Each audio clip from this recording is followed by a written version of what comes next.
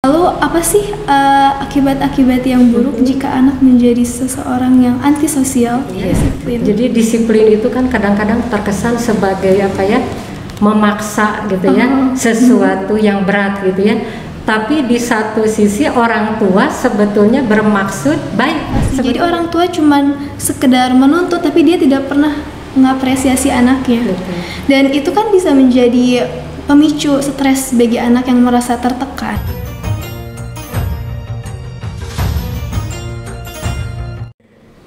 Assalamualaikum warahmatullahi wabarakatuh. Hai Sobat Obsesi semua. Kembali lagi di acara podcast kita, obrolan seputar Islami di episode ketiga atau episode terakhir bersama saya Hasnanur Ramadhani. Sebelumnya, apa kabar kalian semua di rumah? Semoga sehat selalu dan semangat juga buat puasanya, semoga tamat sampai maghrib menjelang nanti. Oh ya, omong-omong, di sini kalian ada yang bisa nebak gak sih kita bakalan ngebahas apa dan bersama siapa untuk tema podcast terakhir kali ini? Oke, daripada kita main tebak-tebakan, langsung aja kita akan kenalan dengan narasumber kita yang sangat luar biasa ini, yaitu Ibu Wiwin Wenangsih, MPD. Halo, Assalamualaikum. Ya, waalaikumsalam Ibu. Nah teman-teman, Ibu Wenangsih MPD ini lahir di Bandung tanggal 29 Maret tahun 1978. Beliau merupakan lulusan dari Sarjana dan Magister Bimbingan dan Konseling. Beliau memiliki pengalaman sebagai narasumber nasional program guru pembelajar tahun 2017, instruktur nasional penyegaran guru pembelajar 2018, dan juga sebagai instruktur nasional program sekolah penggerak tahun 2021. Dan beliau ini ternyata memiliki hobi yang sangat menarik loh. Mau tahu nggak apa? Ya, betul sekali, nature adventure.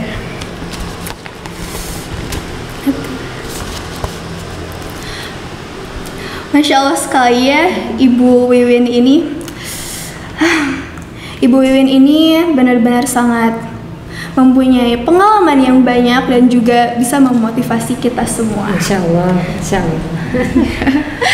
Oh ya Ibu, Assalamualaikum warahmatullahi wabarakatuh Ibu. Waalaikumsalam warahmatullahi wabarakatuh. Bagaimana kabarnya sore hari ini? Alhamdulillah sehat. Gimana Dek Hasna, sehat? Alhamdulillah saya juga sehat sampai saat ini. Oh ya Ibu, hari ini Ibu sudah tahu kan kita akan membahas soal apa?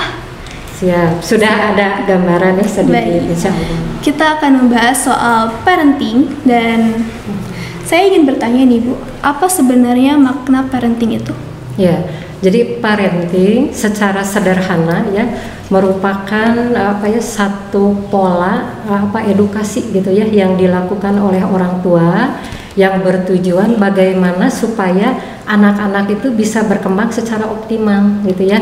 Bukan hanya kondisi fisiknya saja, tetapi anak-anaknya itu bisa berkembang secara psikologisnya juga sehingga menjadi anak-anak yang merasa aman dan bahagia. Ya, sederhananya seperti itu. Jadi parenting itu kurang lebihnya seperti cara orang tua mendidik anak dari fisik maupun psikis. Betul, ya? Secara keseluruhan. Oh ya Bu, seringkali saya mendengar keluhan dari orang tua. Dari sudut pandang orang tua sendiri, bagaimana sih cara merubah sudut pandang yang negatif menjadi positif ketika seorang anak tidak mau melakukan apa yang disuruh orang tua, padahal itu adalah cara orang tua untuk mendisiplinkan sang anak tersebut. Betul. Ini memang isu yang luar biasa menarik gitu ya. Di sini kata kuncinya kan memang disiplin gitu ya. Disiplin. Jadi disiplin itu kan kadang-kadang terkesan sebagai memaksa gitu ya, sesuatu yang berat gitu ya. Tapi di satu sisi orang tua sebetulnya bermaksud baik sebetulnya. Tetapi seringkali anak-anak itu tidak bisa menangkap hal seperti itu gitu ya. Nah, jadi kalau tadi Teh Hasna menanyakan dari sudut pandang orang tua, nah orang tua sendiri ini harus sebelum mendisiplinkan anak ya, harus memperhatikan dua hal gitu ya.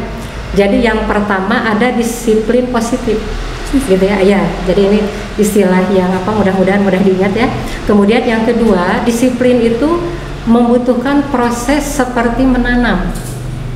Jadi Ibu jelaskan yang pertama ya. Jadi yang namanya disiplin positif itu adalah memberikan pelajaran kedisiplinan kepada anak-anak, tetapi tidak berupa doktrin, gitu ya. Tidak hanya disebutkan kamu harus begini, harus begitu, gitu ya. Tetapi harus ditindaklanjuti dengan penumbuhan kesadaran, gitu ya. Nah, pertanyaannya bagaimana anak bisa sadar merasa butuh dengan disiplin? Nah, anak harus disadarkan manfaat dari melakukan hal-hal yang memang tadi disampaikan oleh orang tua. Jadi harus ada proses dialog dua arah antara orang tua dan anak, itu ya yang disiplin positif. Kemudian yang kedua, disiplin itu seperti menanam. Yang namanya menanam itu kan tidak langsung jadi pohon, gitu ya. Awalnya kita harus menentukan bibitnya mana, gitu ya. Kemudian menentukan mau ditanam di mana, kemudian nanti ditutup dengan tanah sampai akhirnya ada pemeliharaan. Nah, penanaman disiplin ini tidak dimulai dari SMP atau SMA, tapi dimulai dari usia lebih awal, gitu ya. Jadi kalau misalnya Sayyidina Ali menjelaskan, gitu ya, ada 3 fase pendidikan, gitu ya. Jadi ada 0 sampai 7, kemudian 7 sampai 14, kemudian di atas 14 tahun. Maka yang paling tepat itu di periode yang kedua, 7 sampai 14 tahun. Tetapi prolognya sudah harus diberikan 0 sampai 7 tahun. Jadi seperti itu ya. Jadi ada 2 hal penting yang memang supaya anak bisa berdisiplin secara positif itu, 2 itu harus dilaksanakan dari awal.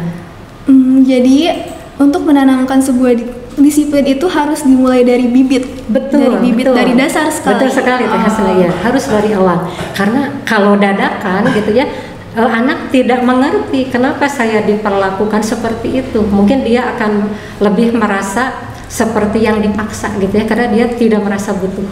Nah, kebutuhan itu yang harus ditumbuhkan dari sejak awal. Oh iya, untuk omong-omong disiplin sendiri, ini tuh kan sebenarnya ada banyak banget ya. Betul. Tentang disiplin. Nah, disiplin juga mungkin bisa menyangkut soal cara anak bersosialisasi, betul. Atau belajar. Betul. Nah, ini nih, apa yang harus seorang anak lakukan jika orang tua sangat mengatur-ngatur mimpinya dengan alasan orang tua itu punya banyak pengalaman, lebih dulu merasakan semuanya dibandingkan anak, dan kadang mereka juga membawa-bawa kata disiplin. Betul. Itu bagaimana sih? Ya, ini luar biasa ya yang disampaikan oleh Teh Hasna ya. Ternyata itu sering juga dicurhatkan, gitu ya. Banyak yang curcor sama ibu, gitu ya, bahwa ternyata banyak orang tua yang tadi istilahnya itu mengatur-ngatur mimpi, gitu ya. Padahal kan antara orang tua dengan anak berbeda, gitu ya. Nah, ibu coba membahas dari segi orang tua, gitu ya. Jadi seharusnya memang orang tua itu memandang anak tidak dari perspektif sendirinya saja, gitu ya. Jadi ketika mereka melakukan proses edukasi, yang harus dilihat itu adalah pandangan sebagai orang tua, tetapi jangan lupa dia juga harus memandang seperti apa anaknya, gitu ya. Nah, jadi ada orang tua yang beranggapan bahwa dirinya itu persis betul dengan anaknya. Padahal di Al-Quran itu ya ada salah satu ayat yang menjelaskan bahwa sidik jari manusia saja itu dari keseluruhan manusia tidak ada yang sama, gitu ya. Jadi ini menggambarkan bahwa di dunia ini tidak ada satu orang pun, walaupun itu anak yang kembar, itu yang sama persis, tidak ada, gitu ya. Nah, sehingga di sini orang tua perlu memahami, gitu ya, perlu mengobservasi kecenderungan anak mereka itu ada di mana, gitu ya. Ya mungkin salah satunya itu dari penganalisisan bakat, gitu ya. Dan bakat itu tidak boleh dilihat ketika dia pada fase SMP atau SMA saja. Ini bisa dilihat dari sejak awal, dari yang tadi 0 sampai 7 tahun, gitu ya. Sebetulnya sudah mulai dilakukan monitoring dan observasi anak itu arahnya kemana. Nah, mungkin di sini orang tua yang seperti ini terlalu memaksakan perspektifnya, gitu ya, tanpa melihat perspektif anak, gitu ya. Kalau kata siapa ya, Einstein, gitu ya, andai kata dipaksakan seperti itu, gitu ya, ibaratnya ya, ini perumpamaan saja, ikan dipaksa memanjat pohon, gitu ya. Ikan yang jago berenang dipaksa manjat pohon, kemudian burung yang jago terbang dipaksa disuruh berenang. Jadi sampai kiamat pun istilahnya pasti si ikan yang disuruh memanjat pohon itu akan disebut seseorang yang bodoh gitu ya, padahal bakatnya tidak disalurkan dengan baik gitu ya, seperti itu nanti bisa fatalnya gitu. Jadi mau sampai kapanpun jika memang orang tua memaksakan anak melakukan sesuatu yang bertolak belakang dengan kemampuannya, itu tidak akan berhasil. Betul sekali Teh Hasna, tidak akan keluar gitu ya, dan tidak akan bisa berkembang secara optimal gitu. Nah, ngomong-ngomong soal mimpi itu kan ada kaitannya dengan nilai, dan biasanya kebanyakan orang tua itu sangat memprioritaskan nilai dan memberikan tuntutan yang berlebih kepada nilai di sekolah. Nah, apakah itu adalah hal yang baik? Padahal misalnya anak itu tuh beragam potensinya, tetapi tidak hanya di pelajaran. Betul. Ya, luar biasa sekali Teh Hasna ya. Jadi memang kadang ada orang tua yang memandang gitu ya, bahwa anaknya itu harus jago matematik misalnya gitu ya, atau dia harus pintar komputer. Karena konsep kecerdasan versi zaman dulu, jadi anak disebut pintar itu kalau pintar matematika, kalau pintar bahasa Inggris, sama pintar komputer biasanya. Itu versi kecerdasan zaman dulu gitu ya. Nah, tetapi zaman sekarang tidak seperti itu lagi gitu ya. Jadi sekarang para ahli baik di luar negeri ataupun di Indonesia sudah melakukan penelitian, ternyata jenis kecerdasan itu tidak hanya pada 3 aspek itu saja. Bahkan ditemukan 9 sampai 11 jenis kecerdasan gitu ya. Ya, artinya kecerdasan itu tidak melulu di bidang akademik ya, bisa jadi nanti kelebihannya di bidang kinestetik misalnya olahraga, atau bisa jadi kelebihannya di bidang seni. Sekarang coba bayangkan gitu ya, ke B.J. Habibie, ahli di bidang penerbangan misalnya ya, disuruh tanding tinju, kira-kira akan seperti apa? Bentrok. Wah, akan bentrok dan pasti langsung KO ya. Iya. Karena beliau memang bakatnya di bidang penerbangan, di bidang hitung-menghitung gitu ya. Nah, Muhammad Ali, tahu nggak Muhammad Ali? Yeah. Petinju ya. Muhammad Ali yang jago petinju, ya jago ninju, dipaksakan untuk mengerjakan soal-soal fisika. Kira-kira Muhammad Ali bagaimana responnya? Bisa. Pusing gitu kan ya. Boro-boro tidak akan ada satupun yang bisa dikerjakan. Nah, jadi kesalahan memandang itu ekstrimnya akan seperti itu. Jadi tidak akan muncul B.J. Habibie yang ahli dalam penerbangan di dunia, tidak akan muncul Muhammad Ali yang jago dalam bidang kinestetik dan olahraga. Jadi kalau tidak ditempatkan sesuai porsi bakatnya, dua-duanya tidak akan berkembang. Sangat disayangkan sekali. Seperti itu. Jadi jangan sampai bakat dan potensi kita tertutup hanya karena tuntutan seorang orang tua. Betul, seperti itu. Tapi nih Bu, orang tua itu biasanya selalu merasa benar. Mereka menganggap dirinya lah yang melahirkan anak, yang membesarkan, sehingga mereka ingin anaknya itu mengikuti apa omongannya, apa suruhannya. Nah, kira-kira kenapa sih Bu kalau orang tua itu selalu ngerasa benar dan mereka tidak mau disalahkan? Siap, ya ini juga banyak ya yang merasa seperti ini ya, bukan hanya tadi ungkapan Teh Hasna.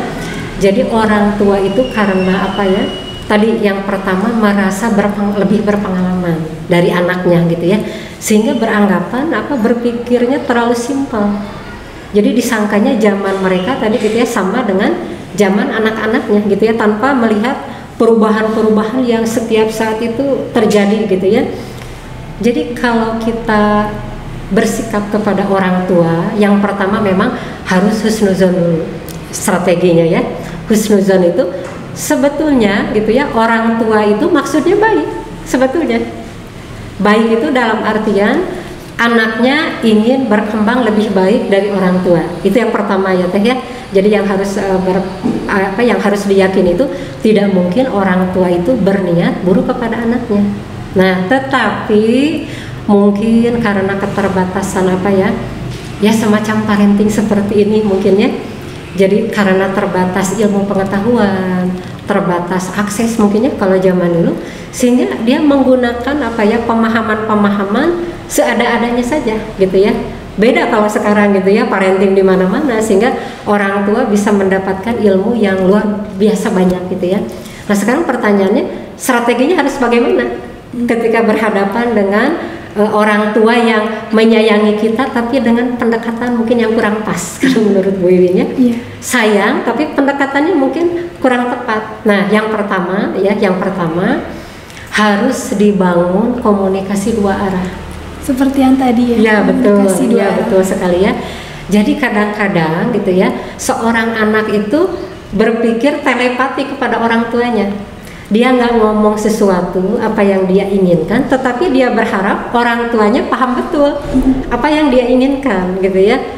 Tapi kan orang tua nggak akan tahu sampai anaknya memang menyampaikan apa yang dia rasakan, apa yang dia pikirkan, mimpinya seperti apa gitu ya. Sehingga mau tidak mau seorang remaja memang harus belajar mendekati orang tua. Ini dari sudut anak ya, dari sisi anak gitu ya. Kemudian yang kedua, dari sisi anak buktikan. Misalnya ketika Teh Hasna misalnya ikut eskul ataupun ikut apapun ya, ternyata bisa menghasilkan karya yang terbaik. Jadi bukan hanya ngomong saja gitu ya. Nah, orang tua di sini akan lebih percaya ketika melihat bukti. Oh, ternyata betul ketika Teh Hasna misalnya beraktivitas keluar rumah, misalnya terlambat dari sekolah sedikit itu memang bisa dipercaya. Karena ternyata jadi jago wawancara misalnya ya, tampil percaya diri. Nah, kadang-kadang omongan dari anak itu akan lebih dikuatkan dengan bukti. Oh iya betul ya, ternyata anak saya seperti itu gitu kan. Jadi nggak banyak ngomong-ngomong, sudah membuktikan gitu ya. Nah tetapi dari sudut pandang orang tua ya, di sini kan mungkin yang mendengarkan bukan hanya anak-anak gitu ya, tetapi orang tuanya juga. Dari sisi orang tua, nah butuh pendekatan kepada anaknya juga. Tidak boleh satu pihak gitu ya. Jadi dua-duanya harus mendekat. Jadi harus ada momen istilahnya santai gitu ya, sehingga bisa curhat dari hati ke hati. Memang harus dibiasakan sehingga masing-masing mengetahui apa harapannya. Seperti itu Teh Hasna. Jadi untuk mengetahui hal itu harus ada komunikasi dua arah yang seimbang, anak ke orang tua dan orang tua ke anak. Harus dua-duanya ini. Kalau sebelah nggak bisa. Nggak bisa. Dan harus juga disertakan oleh bukti agar orang tua itu bisa percaya dengan keinginan anak dan tentang potensi anak. Iya betul seperti itu. Oh ya ini Bu, jika orang tua ini sudah mengetahui sisi buruk dari impian sang anak, bagaimana cara orang tua untuk memberitahu sang anak tentang sisi buruk dari mimpinya itu tanpa menyakiti perasaan sang anak? Nah, ini keren sekali ya pertanyaannya ya. Jadi orang tua gitu ya, tadi yang pertama harus dipegang tuh maksudnya baik ya, maksudnya pasti sesuatu yang ideal buat anaknya gitu ya. Nah kemudian ketika orang tua mendeteksi nih ada sesuatu yang kurang pas gitu ya, kurang baik atau bahkan mungkin berbahaya ya tentang tadi mimpi anaknya atau cita-cita anaknya. Nah tadi bisa dikembalikan kepada pertanyaan sebelumnya ya, tadi adanya komunikasi dua arah gitu ya. Sebetulnya adanya komunikasi dua arah ini bisa menjadi semacam modal dasar, semacam landasan gitu ya. Jadi anak itu dari awal sudah merasa nyaman mengungkapkan apa yang dia pikirkan, apa yang dia rasakan, apa yang dia lakukan. Nah dari perasaan nyaman itu biasanya nanti ketika orang tua memberikan masukan, dia tidak akan memasang tembok biasanya, karena dia sudah merasa didengarkan gitu ya. Jadi ketika sudah nyaman berkomunikasi gitu ya, kemudian orang tuanya memberikan masukan dengan bahasa yang memotivasi, tidak merendahkan gitu ya, kemudian tetap memuji, maka si anak itu akan membuka bentengnya gitu ya. Tetapi kalau misalnya ya yang terjadi itu belum ada proses komunikasi dua arah, orang tuanya datang mendekati dia, bentengnya atau barriernya langsung dia bentuk, langsung merasa curiga, merasa didikte gitu ya. Jadi ini memang yang komunikasi dua arah ini bisa dijadikan sebagai landasan awal sebetulnya, seperti itu gitu. Oh jadi memang kuncinya adalah komunikasi dua arah, harus tetap berkomunikasi agar mengetahui dan saling mempercayai ya. Perasaan masing-masing. Betul. Gitu. Merasa aman gitu ya, bahwa saya didengarkan oleh orang tua saya, seperti itu. Karena kita sudah ngomongin soal komunikasi dua arah, tapi di sini tuh banyak Bu kayak orang tua yang sering meremehkan rasa emosional anak. Kira-kira Betul. itu apa ya akibatnya? Siap. Nah, ketika emosi anak disepelekan gitu ya, diabaikan. Misal dengan tadi ada ketika anak melakukan sebuah kemajuan gitu ya, sekecil apapun, kemudian justru yang muncul itu malah misalnya mengkritik gitu ya, atau bahkan ya sama sekali tidak ada pujian. Ada beberapa kemungkinan gitu ya, efek buruknya ya. Yang pertama, anak merasa minder, tidak percaya diri gitu ya. Jadi ketika anak sudah merasa minder, maka dia akan bersembunyi. Sudahlah, apalagi tipe yang introvert ya. Jadi tipe introvert itu yang tipenya itu tidak terlalu suka mengungkapkan gitu ya. Maka dia akan menarik diri dan sudahlah, saya nggak mau berkarya lagi, saya tidak mau ngomong lagi karena saya merasa tidak dipercaya dan saya jelek banget gitu ya. Tidak ada sesuatu yang bisa dibanggakan. Itu efek yang pertama ya. Yang kedua adalah anak itu berontak nanti, berontak. Jadi dia tampil bisa jadi melakukan sesuatu yang sebaliknya dari harapan orang tua. Sebetulnya tidak bermaksud tidak menghormati orang tua. Dia hanya berusaha mengambil perhatian orang tua, bahwa saya tidak dihargai dan saya ingin didengarkan. Nah, sehingga itu dampaknya luar biasa ya. Kalau dua ini sudah terjadi, maka tadi perkembangan anak yang optimal itu akan sulit dicapai. Orang tua tidak akan bisa lagi mengarahkan anak, karena anak tadi sudah menarik diri gitu kan. Energi dari orang tua mau mengatakan apapun, mau mendisiplinkan apapun, jadi akan tadi ada barrier lagi gitu ya. Jadi itu dua efek yang mungkin muncul seperti itu. Jadi banyak sekali ya akibat-akibat yang sangat fatal, betul, sangat fatal. Jika orang tua selalu meremehkan kondisi emosional betul anak. Sekali, Hasna. Ibu, kira-kira apa yang harus anak lakukan jika dia ingin membela dirinya yang dia merasa tidak salah nih dengan kesalahan yang dituduhkan oleh orang tuanya? Dia akan membela dirinya sendiri, tetapi orang tua sering bilang gini, kok kamu gak nurut sih sama mama? Kok kamu membantah, membangkang atau melawan? Nah, itu kira-kira Hasna, kira-kira anak harus apa? Harus diam, menerima, atau bagaimana? Betul. Nah, ini menarik juga ya.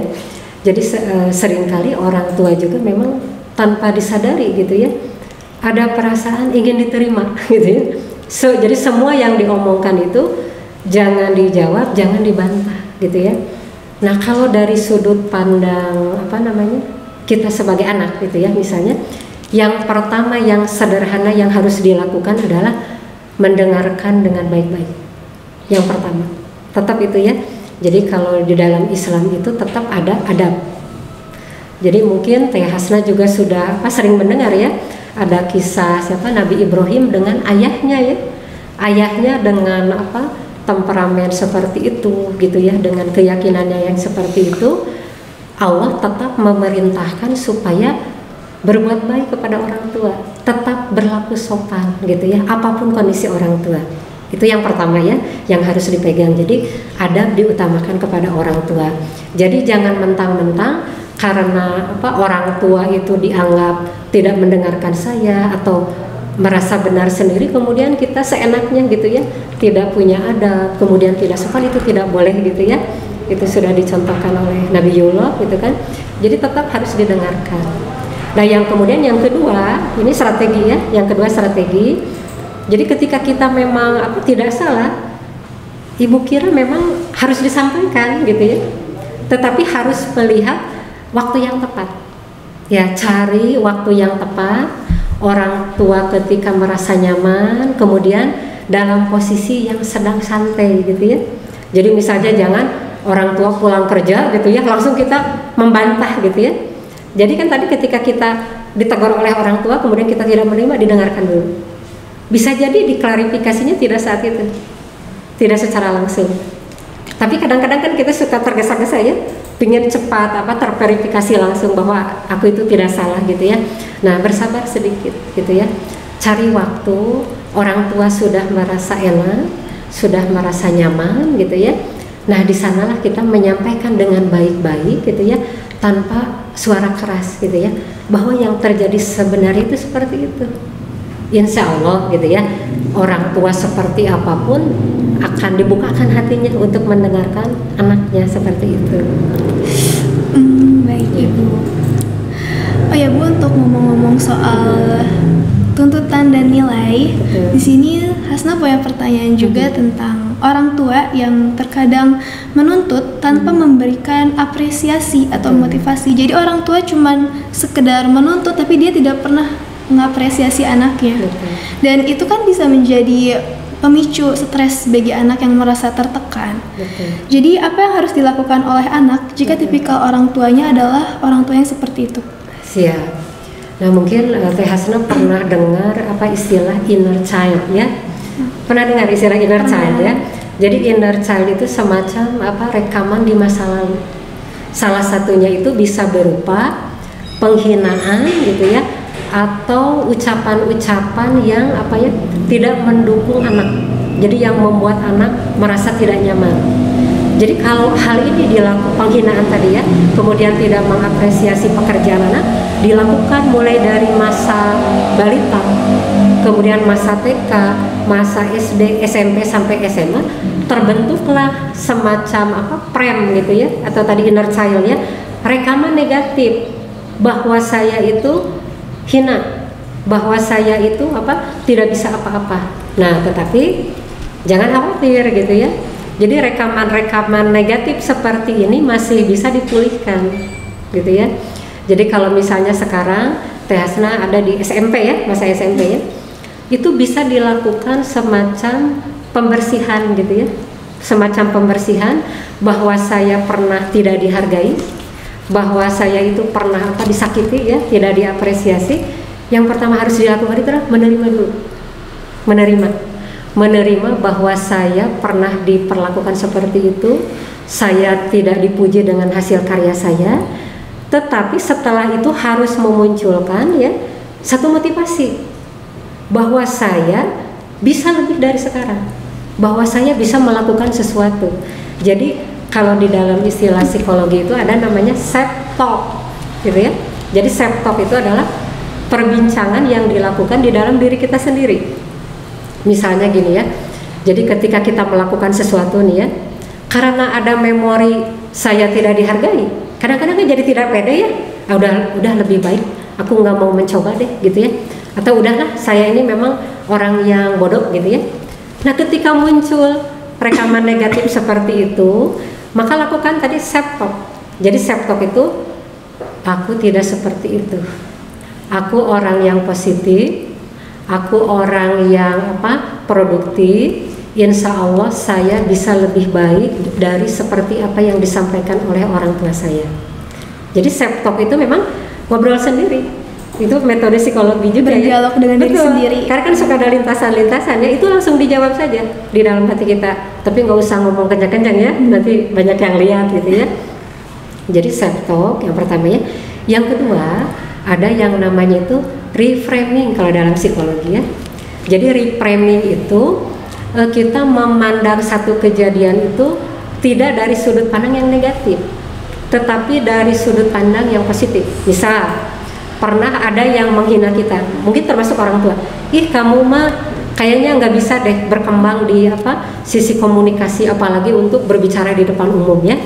Cepat membuat frame gitu ya, cepat membuat persepsi yang baru.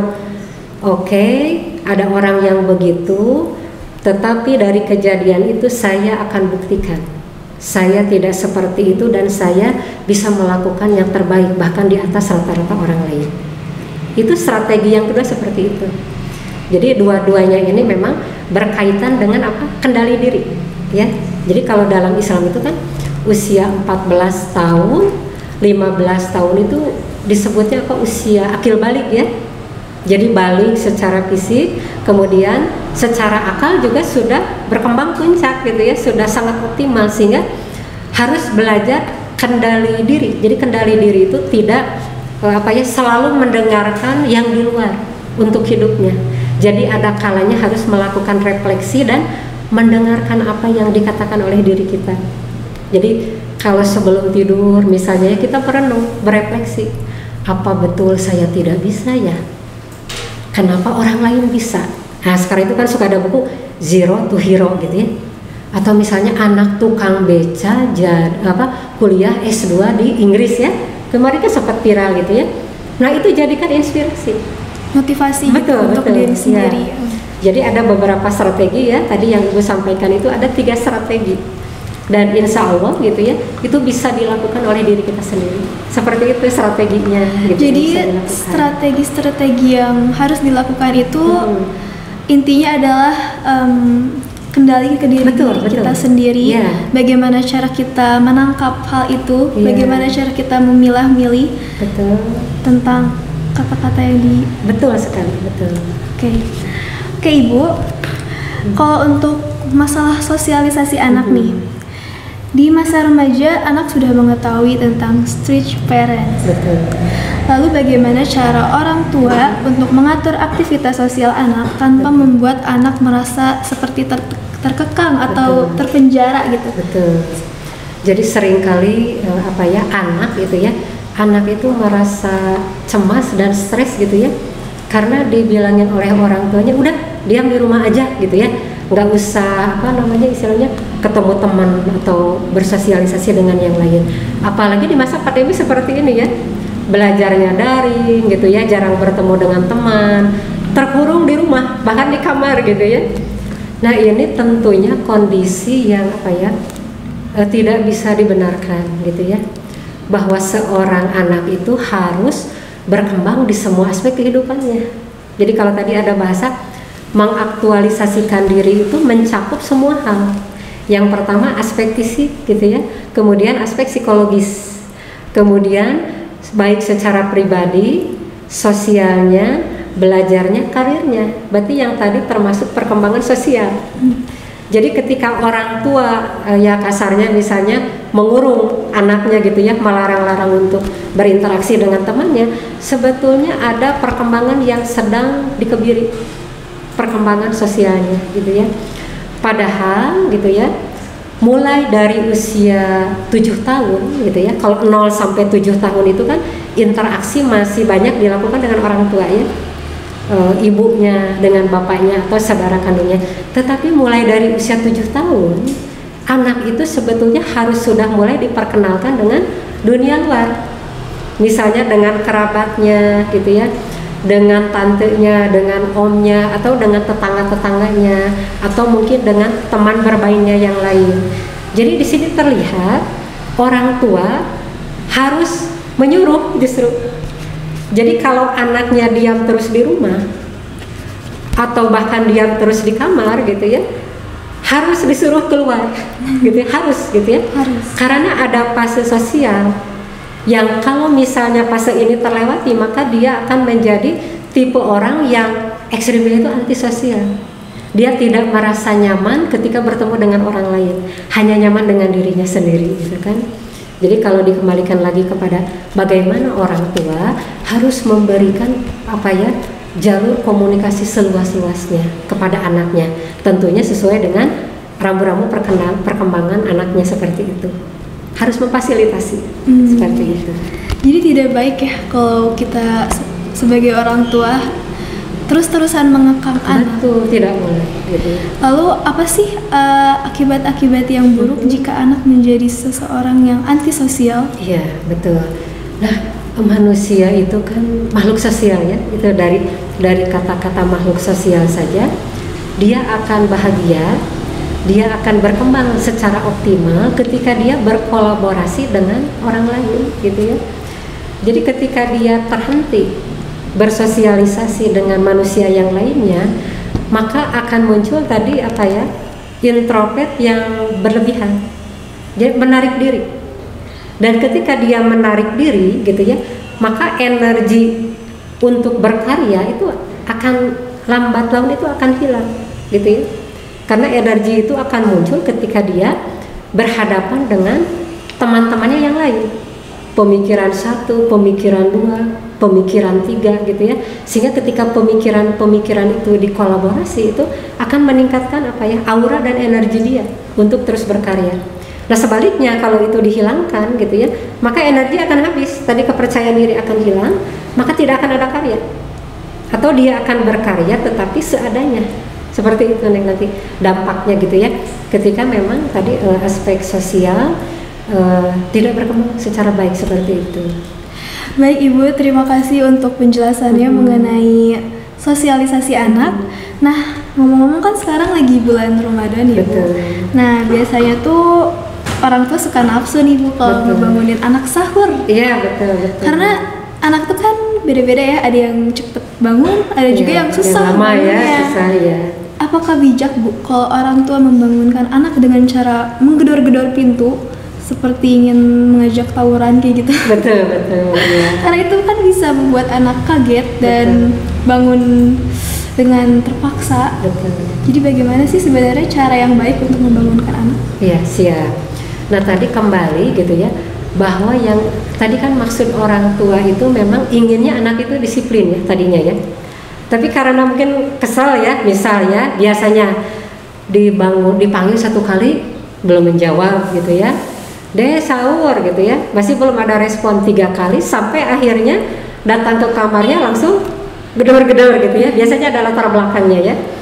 Nah kembali lagi bahwa yang namanya proses mendisiplinkan anak itu seperti menanam tadi gitu ya, seperti menanam. Jadi yang pertama menyadarkan gitu ya bahwa pentingnya bersegera itu seperti apa gitu ya, itu terus diajak ngobrol anaknya. Kemudian yang kedua dibiasakan, dan dibiasakannya tidak boleh terlambat. Misalnya SMP, SMA baru dibiasakan bangun pagi gitu ya, kenapa tidak dimulai dari sejak awal orang tua gitu ya. Jadi Bu Iwin berusaha memflashback gitu ya, bahwa anak bisa menjadi seperti itu pasti ada ceritanya. Tidak ada asap kalau tidak ada api gitu ya, istilahnya ya. Sehingga memang di sini gitu ya, sebagai orang tua harus berintrospeksi. Jangan-jangan memang ada proses edukasi yang belum dijalankan gitu ya, atau belum lengkap gitu. Sehingga memang kalau ditanya apakah itu adab yang baik, sebetulnya tidak baik gitu ya. Apalagi anaknya sudah SMP, sudah SMA gitu ya, sudah mencapai akil balik. Karena kan perasaan anak harus dijaga. Kemudian seorang anak juga harus mulai diposisikan sebagai orang dewasa. Tidak boleh dong ya seorang yang dewasa itu diperlakukan seperti bocil gitu ya, yang tidak tahu apa-apa. Dan ini akan berdampak kepada kepercayaan diri lagi gitu ya. Jadi kalau dari sudut pandang orang tua memang harus memperbaiki lagi ini ya, memang kalau dari sudut pandang orang tua. Tapi kalau di sisi anak ya, bagaimana seorang anak memang mengendalikan dirinya lagi. Nah kembali kepada kendali diri gitu ya, bahwa saya beribadah bukan lagi karena orang tua gitu ya, tetapi memang saya butuh mendekat kepada Allah, saya butuh ketenangan. Jadi saya bahagia kalau misalnya bisa bangun sendiri gitu ya, dan itu jadi sesuatu yang dia banggakan gitu, bukan hanya kepada orang tua, yang utamanya kepada Allah. Seperti itu ya, dari sisi orang tuanya harus ada introspeksi, kemudian dari sisi anaknya juga tetap harus ada proses kendali diri dan introspeksi juga. Seperti itu Teh Hasna. Baik Ibu, dapat dipahami dengan sangat baik. Oh ya, masih tentang Ramadan Ibu. Kira-kira apa aja sih kegiatan positif anak dan orang tua selama bulan Ramadan? Iya, sebetulnya banyak ya yang bisa dilakukan. Mungkin kalau yang sudah standar itu kan sahur ini bersama ya. Mungkin kalau buka bersama juga itu sudah biasa ya. Sebetulnya apapun kegiatannya, Bu Iwin menangkap ada sesuatu yang sering hilang ya. Tadi masalah komunikasi dan kebersamaan. Jadi sebaiknya ini ketika Ramadan itu ada waktu bersama-sama gitu ya. Tapi dalam media yang tidak terlalu serius, yang tidak terlalu formal. Contohnya ya, kalau misalnya dengan anak perempuan, kenapa tidak misalnya masak bareng sebelum buka gitu ya. Jadi orang tua itu jangan berpikiran oh kasihan anak saya lagi saum gitu ya, nanti kecapean misalnya kalau disuruh masak. Jadi jangan berpikiran seperti itu. Jadi memang sengaja melibatkan anak-anak gitu ya. Nah ketika memasak itu jadi bukan hanya sebatas memasak, tapi bisa jadi nanti jadi ajang curhat juga. Bu, tadi di sekolah ada yang nyinggung perasaan aku nih gitu kan, menurut ibu gimana gitu ya.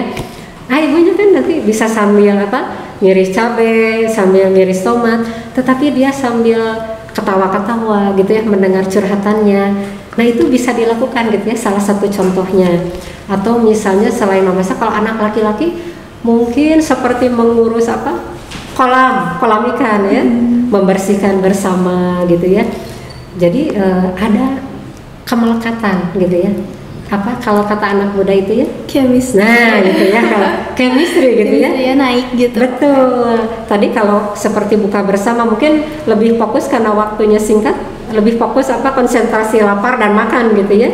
Nah tetapi mungkin yang harus disediakan itu momen tadi bisa ngomong semaunya dia gitu ya, tanpa dijudge, tanpa disalahkan. Jadi orang tua dengerin saja dulu gitu ya. Wow, itu sudah luar biasa buat anak.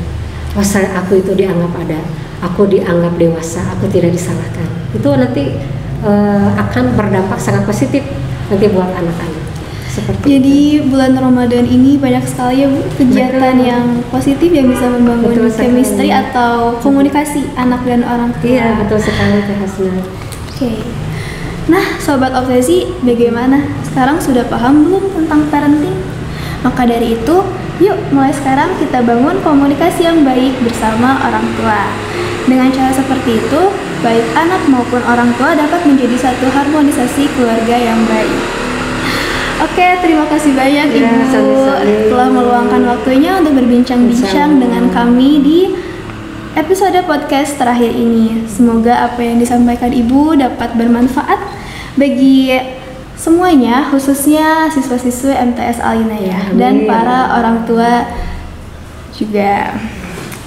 Oke, terima kasih dan maaf jika ada salah kata. Sampai berjumpa lagi. Bye. Assalamualaikum. Akhirul kalam. Assalamualaikum warahmatullahi wabarakatuh. Waalaikumsalam warahmatullahi wabarakatuh.